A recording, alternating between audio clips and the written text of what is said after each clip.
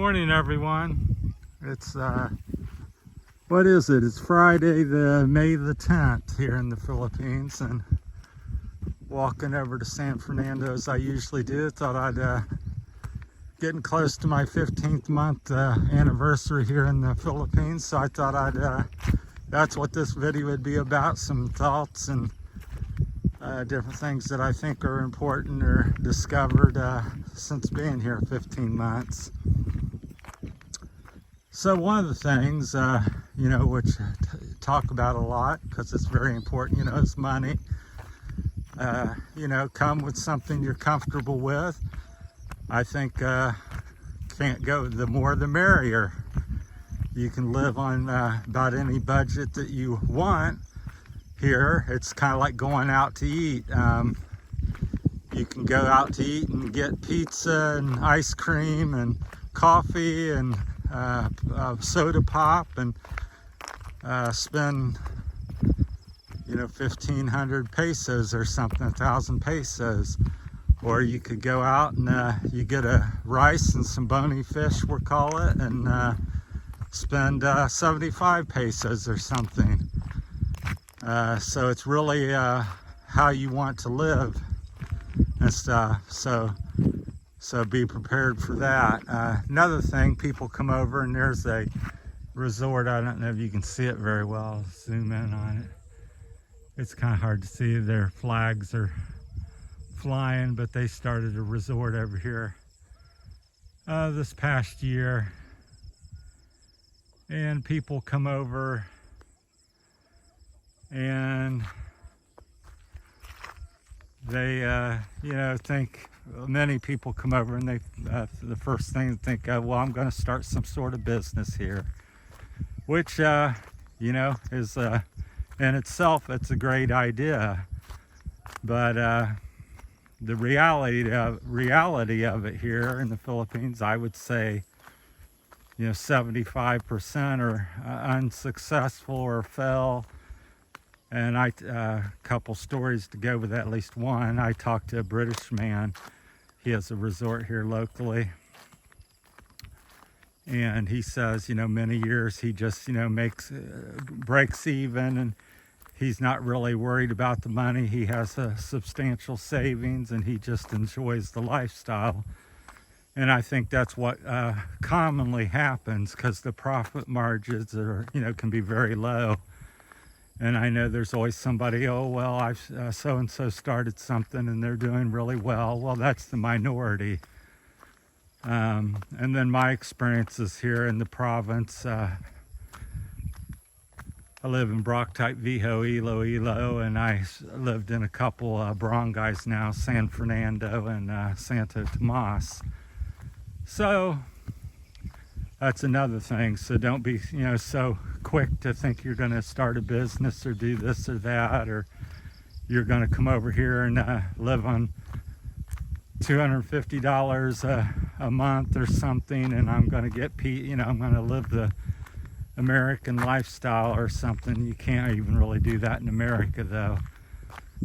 And the other thing, the weather, I don't think presents too much. It's it's kind of 3 or 4 seasons. There's warm and warmer, and there's dry and wet. So that's the 4 seasons of the Philippines. So I don't think weather presents too much problem unless you're not good with heat. That's the one thing I would say may, have an issue with the weather. Or if you're deadly afraid of typhoons, because I think they average about 22 strikes a year here, I believe. So last year we just got a few glancing blows, 4 or 5 or something. Hey, morning.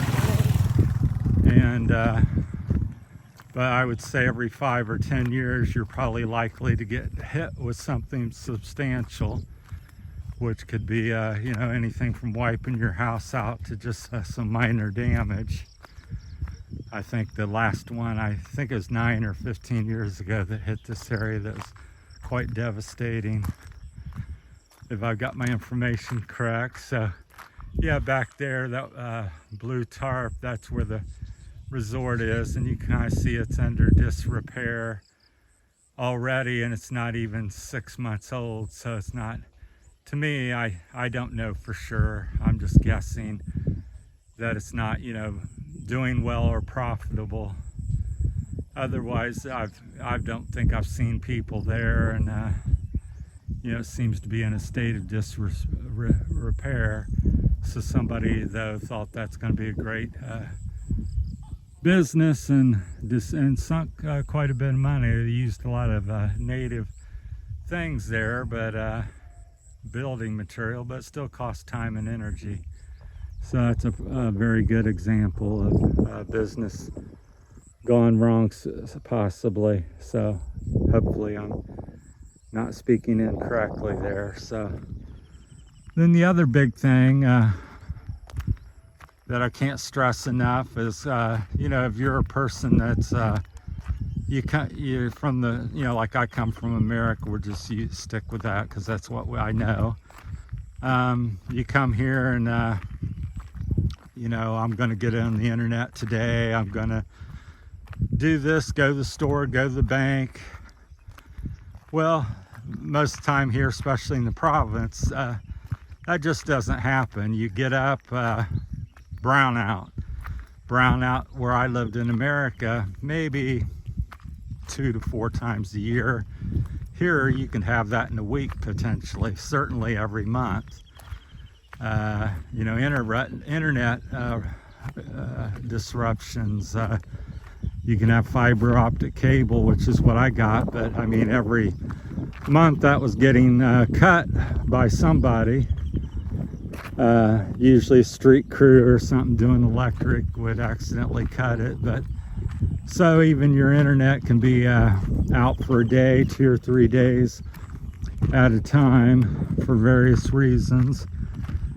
So the reason I'm saying all these things is be prepared for change and adaptability. If you're not a person that can roll with the punches and say, well, I'm just not getting that done. One of my story going to the bank is I went to the bank. I had friends with me helping me.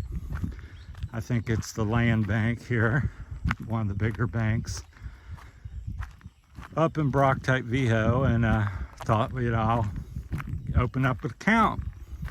Well, went up and there seemed like there's 50 people waiting outside, so I waited, asked questions, had to try to fill out some forms. About 2 or 3 hours later, I ended up, you know, going home to do it. Come back the next day, another 2 or 3 hours, probably an hour and a half or something outside waiting to get in, and then about an hour or so inside. So 2 days, about 6 hours worth of effort to open up a bank account here. Now again, if you go to Manila, Iloilo, Bacolod, some of these other cities, maybe it's a different experience. But my point in saying all these things is this is my experience, and you know, be prepared for these types of things, because it's not, you know, in America typically I would, you know, go in and want a bank account, you're in and out in an hour or less to do that, and there may be, you know people to 5 or 10 possibly. So that's just some things to consider. You know, be flexible with things. This is not your home country, and just be adaptable, and you'll be okay here. But if you're not an adaptable person, then good morning. Then you're going to have struggles. So if you think, you know, buying a car, go again in the West, you go to auto dealership. I want a Toyota Corolla. I want it in red or yellow or blue. Well, take your pick, sir. Here you go. I want a Toyota Corolla. Well, we got Chevy. It comes in purple. And if you want Toyota, we make and get and maybe a month, 6 months, and when it comes, it may be purple, or it may not come. So that's kind of the way things are here. So I've got different stories about that, where I've ordered something and I get blue foot pegs for the motorcycle. They come, they're not the right fit, not the right, not made like the picture. So lots of that stuff going on. And then we're end on the, the people and stuff, just culture differences. Here everybody says, hey brother, hey friend, almost everybody, God bless. But in the West, not used to that so much. They either don't talk to you, or when they talk, they just talk. And here, you hear, oh, friend, brother. I think, oh, they must know me or really like me or something. But that's not the case. That's just a phrase they say. So your mission or thing you got to think about is, well, who is my friend, and who is blessing me and things like that. So, and then what I find is maybe out of 100 people, you might have 2 to 5 that are, really are your friends. It depends on your definition again of friendship, and God, and all these different things, and who, what is a brother. So I've made a few videos about that. It's a whole nother topic, but so get used to that. So, because at first you're like, man, this is the most friendly country in the world. Everybody's my brother, everybody's my friend and sister, and everybody's loving the Lord and blessing me. And it is a friendly country, but not everybody that says they're your friend is, really what, a definition of a friend is. They may never see you again, or, help you out or do anything, but they've called you friend and said you're their friend. So in that case, I've got 6, 7, 8,000 friends based on Facebook and messages and things like that. So, but I can tell you, when I have issues or need some help, I've got maybe 2 or 3 or 6 out of 8,000 that come to your aid and say, oh, I got time, I help you. So what day you want to go? So that's just something, to get used to and be aware of, because it was kind of surprising to me, because America's not near as friendly, or, have these types of things. And here it's like, can't go down the road or trail. It's, good morning, brother, hello, friend. So just different things. So that's all I'm saying, is be prepared for a different culture, and be able to adjust with things, and take your time and figure things out as you go along, and be adjustable.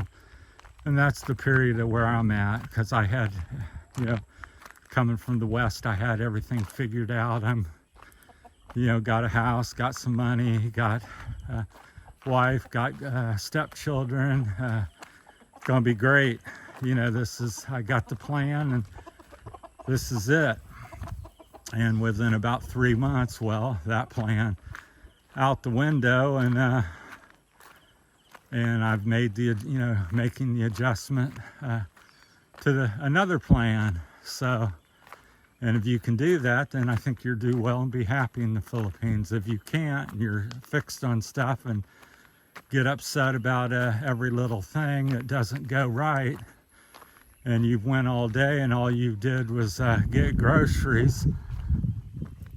And because in America you might do 4, 5, 6, 7 things in a day, but that's not usually the case here. At least that's what I find. So that's my time. Thanks for watching. Appreciate everybody. We're getting ready to hit the 1,000 subscriber mark. So thank you for all that, and we'll talk to you later. Once again, it's May the 10th here in the Philippines, and I'm going to head up the mountain here shortly. Thanks for listening. Take care.